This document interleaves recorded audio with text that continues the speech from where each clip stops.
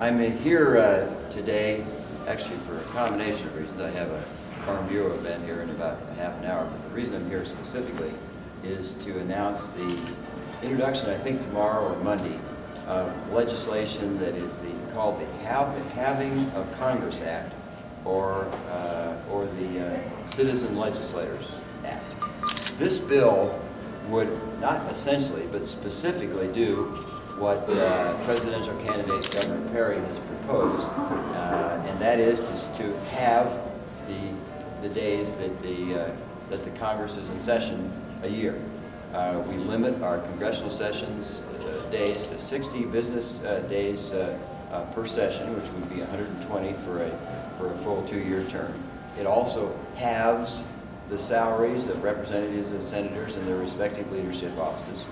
It cuts representative allowances in half, and it in every sense does what I think the American people are asking us to do, and that is to limit government, to limit the time we're in session, and to bring back the concept of the citizen legislator to the congressional process. To be very specific, the congressional appropriation last year was almost $4.5 billion, actually $4.3 billion in funding for ourselves. It is in a variety of contexts: the architect of the Capitol Police, the Library of Congress, staff, as well as congressional salaries. This legislation says specifically that Congress is out of control. It's out of control in its expenditures, and it's out of control in its dysfunctionality. And so this returns the concept of the citizen legislator to the United States Congress. I will either tomorrow or Monday introduce this legislation. It will cut by more than 100%, actually from about $4.3 billion to about $2 billion, the total cost of the Congress. It provides for a variety of details, one of which is to change the ethics rules so that members of Congress can have second jobs. One of the criticisms of the Congress is we become a full-time, self-perpetuating, self-congratulating entity. All we do in Congress is talk to one another. We talk to one another inside the Beltway. We talk to one another in terms of the entire process. And what do you got? You got the most dysfunctional Congress, the most dysfunctional legislative body, perhaps in the world, certainly in the United States, and people are dissatisfied. I'm shocked, frankly, that our approval rating is as high as 9%. The people I talk to, I would estimate more that it's 3 or 4%. But nonetheless, when you have the impasse that we have, the dysfunctionality that we have, the lack of product that we have, in my judgment, we need to take drastic action. And if you're able to bring farmers, teachers, labor union members, journalists, and others in a mix, a stew of sorts, I think you're going to get a better result. We have become a self-perpetuating operation.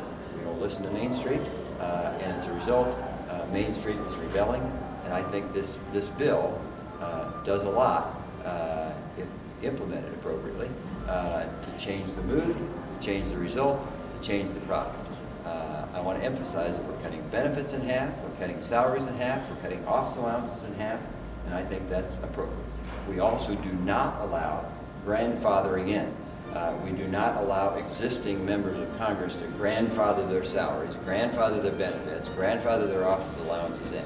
And so the result that you have is a farmer like Kevin Johnson, a journalist like Phil Bloomer, a teacher like Joan Dykstra, a public servant like Mark Sheldon, all in a mix, who talk to the real world and who exist in a real world that I think will produce a far, far better product. That's the legislation we're introducing. I don't want to predict what its future will be, because there's certainly people who are going to make these decisions who are in a position of some vested interest, but I think it makes sense. Unless you get the dialogue going, you're never going to get any results. So that's the bill, and I'm proud to be a sponsor of it, proud to do what we can to get it passed, and hope that it'll change the climate in Washington, D.C. and around the country. Last initial statement.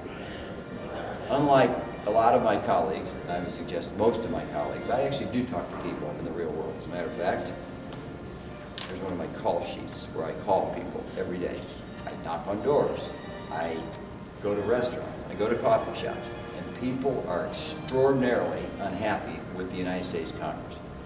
They are ready to throw all the bums out, and with good reason. If we return some sanity, fiscally and substantively to the process, maybe we can restore a faith in the American people that I think is so critical to make our system work better. So that's the bill. Glad to take any questions you might have.